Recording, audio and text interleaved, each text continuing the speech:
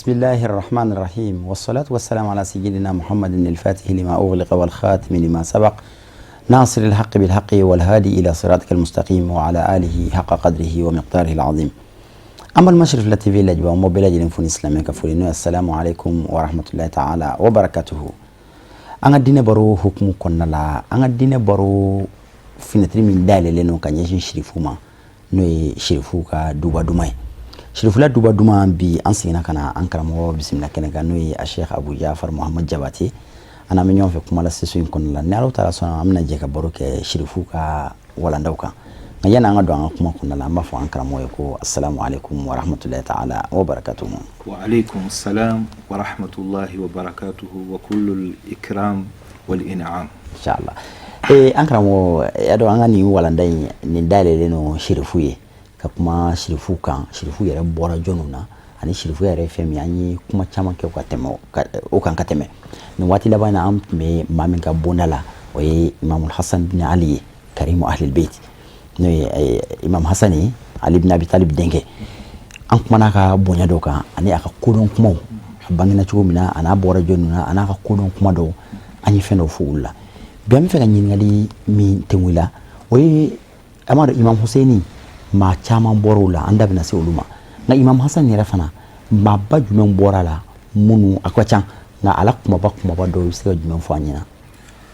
alhamdulillahi rabbil alamin wa sallallahu ala sayyidina wa nabiyyina wa habibina wa tibbi qulubina bil qasim muhammad wa ala alihi tayyibin wa sahbihi al muntajabin wa ala jamil anbiya wal mursalin wa ibadillahi salihin. Sigi damne na folo ame do ka shirifu be jien yorobe anu kanu ba be sabula ulu de anga jien la hara sababu nyumoye anti blonye am kolkol lendula wa anti sumaya uka welo jabilila ala ku manye bijahi nabi sallallahu alayhi wa alihi wasallam. شيخنا عثمان الحاج أبو زهرة إمام الحسن عليه السلام أني تشامن فو كما من أني إسلامية كنت جيا ني أنا نكسر ما سمعي أني معاوية بن أبي سفيان جه إسلامي وجولي تنالي كما سبلا توتيكي تتوفو ale ma sama ɲɛmɔgɔya min bɛ kɛnɛ kan ale ma sama o nɔfɛ bilen sabula ale ɲɛ b'a a mɔkɛ kira mantonw de la olu bɛ ka daji a ko o kuma an bɛ fanga sɛmɛ aw la kɛnɛ kan a y'i majigin wa man tawada'a lillah rafa'ahu Allah a ye ɲugun yira diɲɛ na Allah subhanahu wa ta'ala a sɔnna a la ni ka sɔrɔ k'o falen a kɔ k'olu kɛ kutubu ye k'olu kɛ maa ɲumanw ye diɲɛ maa caman o ye kunanja sɔrɔ n'olu sababu ye. Imamul Hasan alayhi salam a bangera den caman na den dɔw kɛra shahidu su ye Seydina al-Husaini nɔfɛ Karbala dɔw kɛra shahidu su ye u fanicini nɔfɛ Karbala nka minnu tora Hasan kɔ si ye o bɛ taa maa fila de la a fɔ kelen ma ko Zaid u b'a fɔ Zaid al-Madani kuma dɔ la Imamul Hasan den min tɔgɔ ko Zaid ani Hasan den min tɔgɔ dara a yɛrɛ la n'u b'a fɔ a ma al-Hasanul Muthanna nun fila kelen o kelen maabaw de bɔr'u la belebele caman o de bɔra ninnu na belebele min ni an b'o fɔ ko o bɔra Hasanul Muthanna na a ka bonda fɛ min ye Zaid ka bonda ye Zaid ale ye den dɔ sɔrɔ a y'o tɔgɔ da a fa la n'o ye Hasan el-Mujtaba ye mais o Hasan n'o y'o tɔgɔ da el-Hasanul Anwar ko Hasan min ni nɔrɔ carinen don a la i y'a ye dɔrɔn i ye nɔrɔ de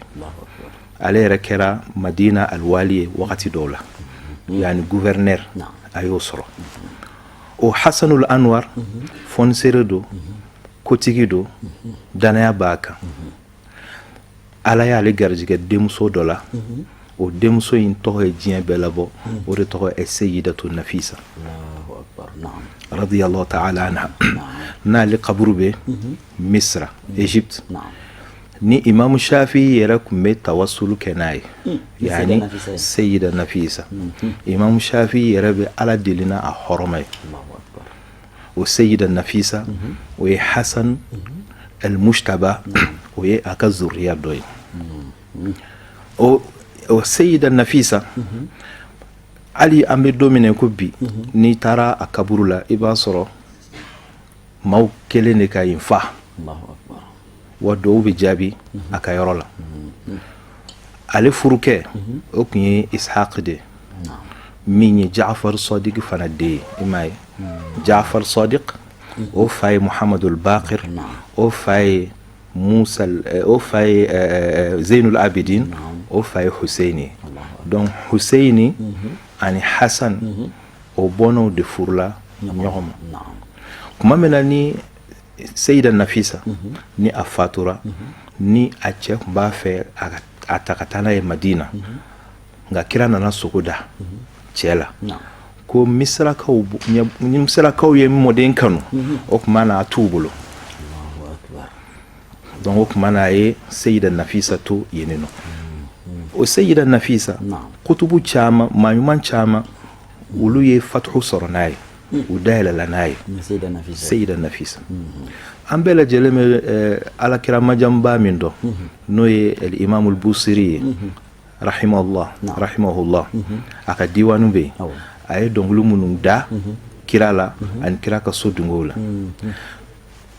kasida dɔ bɛ yen kɛrɛnkɛrɛnnen la a y'o da sayida nafisa de la Busiri de min ye Mawlaya Salida min ye Mawlaya Salida i b'a dɔn Busiri ale ka sheikhu o bɛ kɛ Ibn Ata'ilah al-Askandari ye o fana ka sheikhuya bɛ se Mursi ma o fana ka sheikhuya bɛ se Abul Hasan Shazali ma komi an da bɛna se o fana ye Hasan bɔnna de donc hali Busiri o fana ye ala jɔnya sɔrɔ ni Hasan ka bonda mɔgɔw de donc Busiri radiyallahu anhu a ye kuma dɔw fɔ sayida nafisa ma o kumakan ninnu dɔ la a b'a jira k'a fɔ waristi sifatil mustafa wa ulumahu fafadlukuma lawla nubuwati wahidu a ko waristi sifatil mustafa wa ulumahu a ko e sayida nafisa e ala kira i y'a a jogow tiɲɛ ta yani kira maabaya min kun b'a la mafugayale min kun b'a la fɔniseriya min kun b'a la muɲu min kun b'a la hinɛ min kun b'a dusukun na k'a ɲɛsin hadamadenya bɛɛ ma jogoba min ni ala y'a tanu n'o ye ko e y'o tiɲɛ ta a fɛ wa ala kira kun ye dɔnni dugu ye cogo min dɔnni min kun b'a la e nafisa fana kun ye dɔnnibaa de sabula an b'a ye shafi'u ni dɔnnibaga wɛrɛw u kun bɛ hadisaw ni dɔnni wɛrɛw minɛ sayida nafisa la a ko ni kiraya tɛ ani musoya a ko nɔrɔ in bɛɛ taara yɔrɔ kelen yani alakira sallallahu alaihi wa alihi wa sallama joli de don a dɔ de don o kasida in kɔnɔ a bɛ ahlu beitu fusamantiyaw fɔ kosɛbɛ fo a bɛ taa se yɔrɔ dɔ la a b'a fɔ a ko ahlu beitu bɛɛ lajɛlen ma wa a ko wa hal hubbukum linnasi illa aqidatun ala ussiha fillahi tubna alqawaidu a ko aw kira bɔnnaw aw minnu ye shirifu ye ko aw kanu tɛ dɔwɛrɛ ye o fo n'a kɛra diinɛ sopasima ye yani seli o sun o jaga o hiji o ni jɔn b'o bɛɛ lajɛlen kɛ n'i ye shirifu kanu bɔ a la a bɛɛ gansan donc n'i ma k'olu fɛ ala mago t'a si la komi ala kira yɛrɛ b'o fɔ hadisa dɔ la sallallahu alaihi wa sallam a ko wa likulli shay'in asasun wa asasu lislami hubbuna ala albayt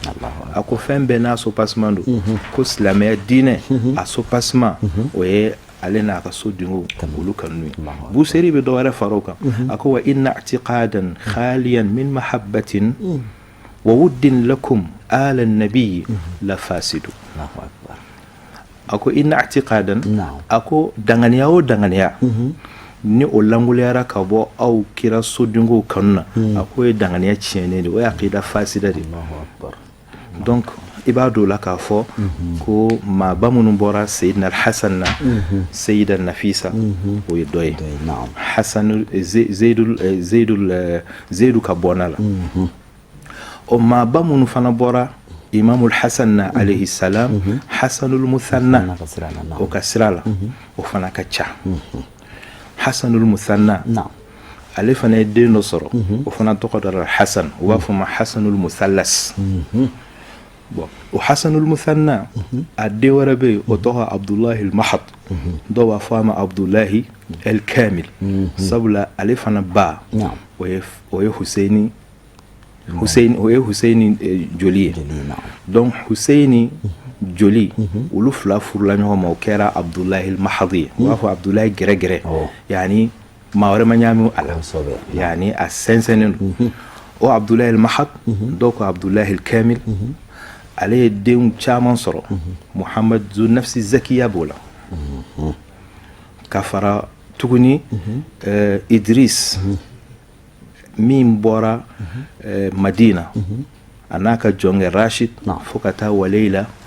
maroc ka taa dawla al-adarisa k'o sigi n'o ye kira somɔgɔw ka dawla min fɔlɔfɔlɔ min n'o sigira afiriki ale de ye o sinsin idris al-awwal donc o fana bɔra hasanul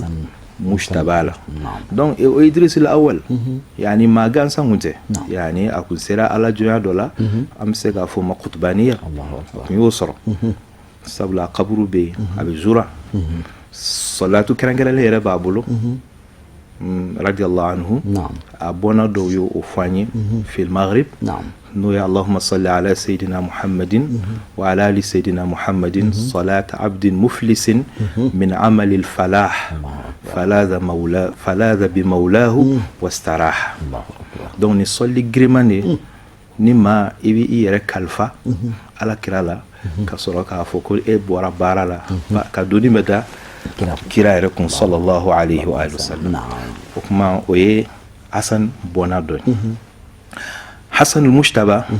a bɔnna wɛrɛ min bɛ yen ni diɲɛ bɛɛ a la kodɔn fana yani a ye diɲɛ fanga sanfɛ fanga in a ye o min to muawiya bolo ni ala ye o falen a kɔ olu ka ala jɔnya fangaba sɔrɔ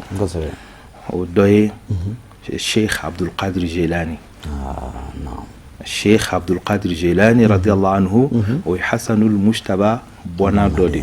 sabula ale bɛ taa musa jɔn na o kuma bɛɛ b'a dɔn ni ko abdul qadir jilani jɔn don o kuma abdul qadir jilani fana kɔfɛ alakira sallallahu alayhi wa alihi wa sallam a bɔnna min n'o ye sheikhna ahmad tijani radiyallahu anhu sheikhna ahmad tijani o fana ye sayyidina al-hasan bɔnna dɔ ye hasanul musanna ka babu fɛ o cogoya kelen fana la sheikhna hamahullah ɲɔrɔ o fana ye o bɔnda kelen de hasanul mushtaba o ka bɔnda don o cogoya kelen fana la sharif muhammad al-fadil n'ale na'atul bidayati tigi ni a den dɔ ye sheikhna saadu abihi n'u b'a fɔ ko saadu bu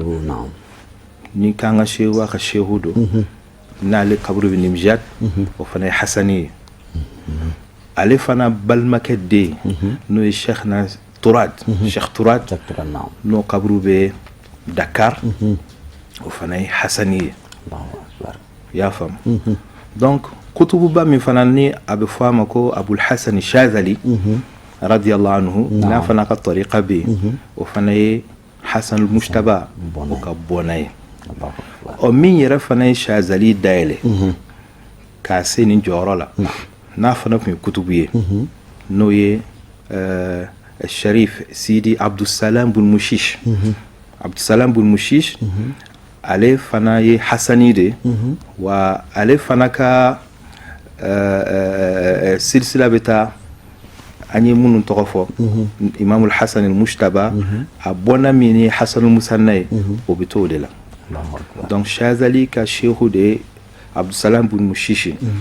bon dalailul khairati la kuma dɔ la n'a fɔra mɔgɔ b'a dɔw de la dalailul khairati laban yɔrɔ u bɛ salatu dɔ fara kan u b'a fɔ ko salatul mishishiya allahumma salli ala man falaqat minhu al-anwar o n'a a ɲɔgɔnnaw o bɛ o sɔli min na a ka girin kosɛbɛ donc o y'o ye bon an bɛ don min na ko bi fana maa min ni shirifu do ni qutbaniya fana b'a bolo n'o ye Cheikh Sidi Hamza al-Boutshishi o fana ye Hassani Qadiri ale fana bɛ Maroc wa hakeza alhamdulillah diinɛ cɛba gitɔrɔ minnu n'olu fana bɛ Tanja n'olu ye Romariyunaw ye i n'a fɔ Abul Faid min ye hafizu hadisa yɛrɛ sera hafizuya jɔyɔrɔ ma fa ye arsala yɛrɛ sharha k'a fɔ masaliku dilala ala sharhi risala olu Romariyunaw olu fana ye Hasan ka bɔnaw ye maa ɲumanw do dɔnnibagaw do Allah subhanahu wa ta'ala a ye koba caman k'u ye donc o ye ala kira mɔdenw ye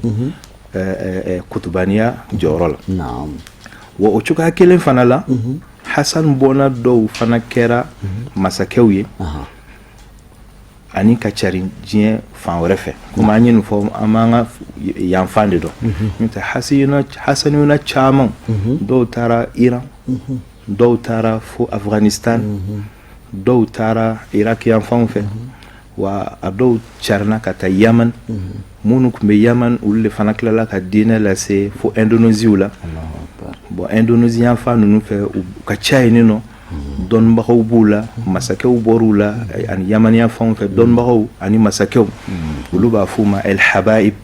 wa olu caman de tilala ka jigin tuguni ka na Afiriki Sharqiya la i n'a fɔ Somaliw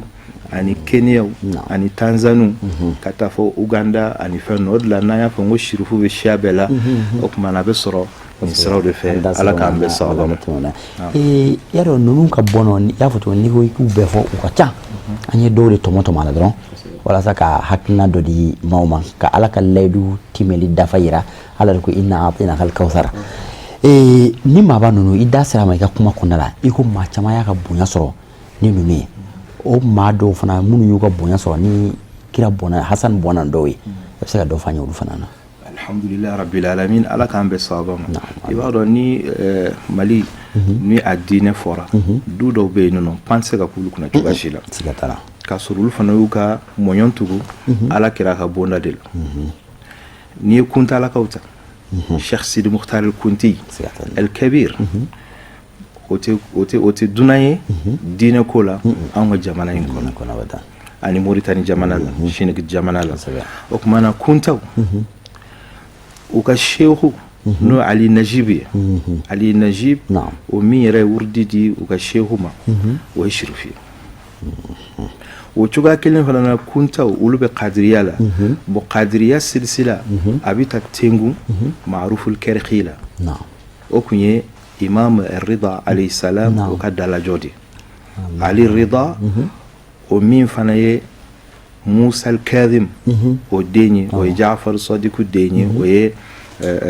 Muhammad al-Baqir de ye o ye Zainul Abidina de ye o ye Husaini de ye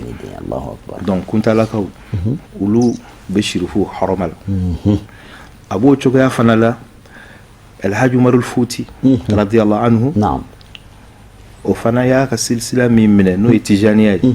san'a ka kɛ tijani qadiriya kun don walima tariqa wɛrɛ a mana kɛ cogo o cogo a bɛɛ bɛ taa Tengu Alul Beitu la o tuma na o fana ye alakira bɔnaw de yani tijaniya Ahmad Tijani a bɛ taa Tengu de la siga foyi t'o la ni Cheikh Ibrahima Niass fana ta radiyallahu anhu o fana ye tijani o bɛ taa Tengu o la wa a b'o cogoya fana la ni i nana qadiriya kunda kana an ka jagakaw la ala Salim Suwarew olu ye qadiru ye u y'a ta shirifu de fɛ dilikaw Muhammad Abdullahi Suad ni ale ka shehuya bɛ se kuntaw ma kuntaw fana ka shehu ye shirifu de o tuma na nin duba ninnu a bɛɛ lajɛlen yani Cheikh na i b'a ye k'a fɔ a bɛɛ lajɛlen y'a ta shirifu la Abu Jafar an bɛ segin ka na Hasan bɔnaw na u ye bonya minnu sɔrɔ a bɛ se ka bonya dama fɔ an ye u ka bonyaw na waati n'a cogoya kama alhamdulillah rabbil alamin yɔrɔ mɔgɔw bɛ girin karamaw de kan k'a fɔ Allah subhanahu wa ta'ala n'a ye kira o kira ci i b'a sɔrɔ a bɛ maa kɛɲɛ ko dɔ di o ma a tilelamɔgɔw tɛ se min na o tuma na waliyu fana mɔgɔ caman bɛ waliyu ka waliyuya dɔn ni a ye kabako dɔ kɛ k'a sɔrɔ waliya yɛrɛ sinsinnen t'o kan waliya yɛrɛ sinsinnen don ala listiqama al-istiqama aynul karama maa yɛrɛ ka tile ala ka sira tilennen kan o yɛrɛ de ye ala ka lajali la belebele o de ye ala ka bonya la belebele nka ni i nana ninnu kelen o kelen ka histoire lajɛ an ye belebeleba minnu fɔ an tɛna se ka ban o la nka a dɔn dɔrɔn k'a fɔ ala kira sallallahu alaihi wa sallam a y'a yɛrɛ jira mɔgɔba caman na ninnu na Sheikh Abdul Qadir Jilani a bangera Iran jamana de kan Jeilan ni ka sɔrɔ ka na Bagdad a bɛna waati min a tun bɛ persikan de fɔ a tun tɛ arabukan yɛrɛ maîtriser tuma min na ni ko in nana d'a ma ko a ka waajuli kɛ a ko k'ale tɛ se ka kuma arabuw cɛ la ka d'a kan a nɛn ka girin arabu bɛna arabu ninnu ka misɛn mɔgɔ nɔfɛ u ka kan in nɔfɛ kosɛbɛ n t'a dɔn n'u bɛ komi filaw misɛnya la cogoya dɔ la ala k'an bɛɛ sababu ala y'a kɛ ala kira nana a ma sallallahu alaihi wa sallam ka daji to a da siɲɛ 7 ko n den kuma o bɛɛ la a ma farinya Sayyidina Ali nana alayhi salam ka daji to a da siɲɛ 5 k'a ka kuma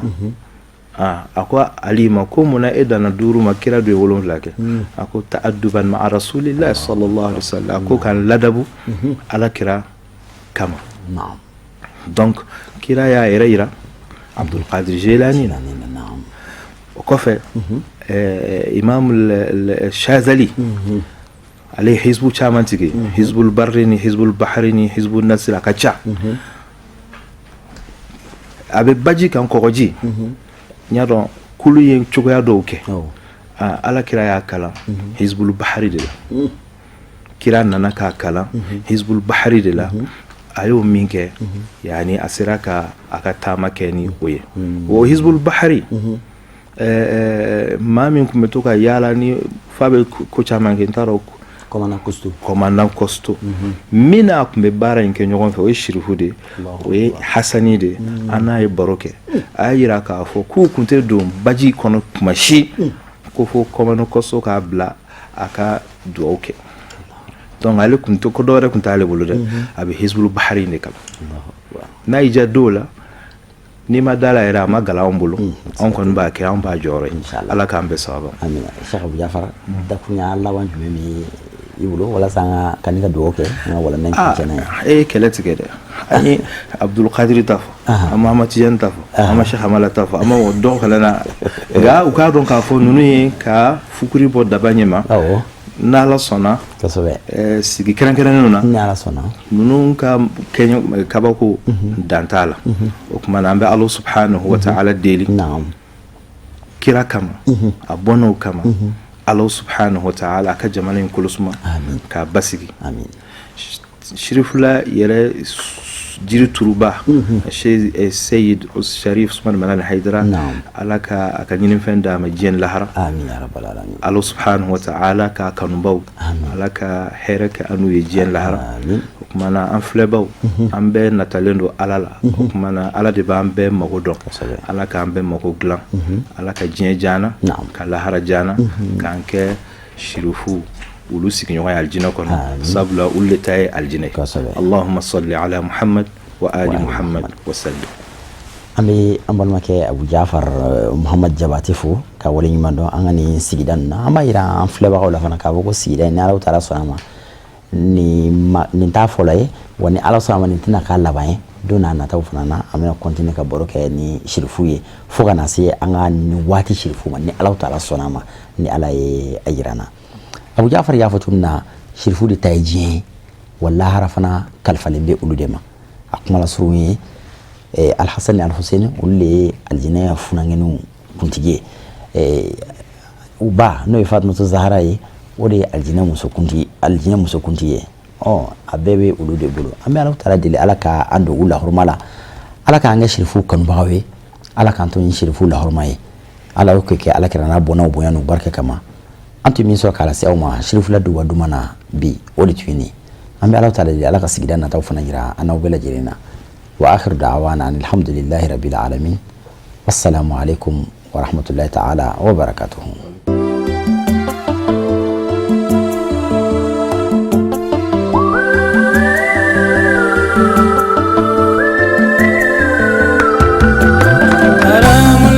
أيامي إيجاد مثلي عين